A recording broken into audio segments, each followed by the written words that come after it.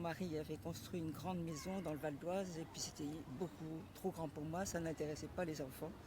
Donc pas question d'y rester. J'ai attendu 6 ans après son décès pour...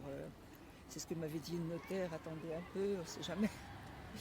Mais après j'ai vendu la maison, il n'y a pas eu de problème d'héritage. Il y aurait l'héritage, il y a eu un problème avec la maison de campagne. C'était ma fille, était à l'île de Ré, elle venait pas souvent. Et puis mon fils trouvait que c'était lui qui faisait tout le travail. Alors il a demandé à ma fille si elle voulait se séparer, que ce soit à lui, quoi. Il lui rachèterait des dommageries, effectivement, en évaluant la maison. Mais en Sologne, ça vaut pas grand-chose, d'ailleurs, c'est marrant.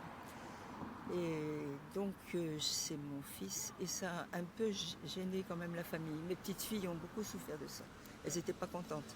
Parce que dans leur jeunesse, j'avais tous mes petits-enfants là-bas.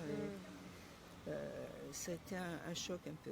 Bon, enfin maintenant, mais elles n'auraient jamais pu venir non plus, alors c'est pas... Il y a encore des livres, elle me réclame, il y a beaucoup de vieux livres chez ma belle-mère, là. Et justement, elle me parlait des livres qui intéressaient mes enfants, une collection de Jules Verne, je sais pas quoi. Mais j'avoue que je crains beaucoup qu'il y ait des tiraillements. Je n'ai pas beaucoup d'argent, mais enfin, sur ce que j'ai, sur les meubles, ils sont un peu jaloux tous les deux, mes enfants. Ils ont toujours l'impression que j'en fais plus pour l'autre que pour eux.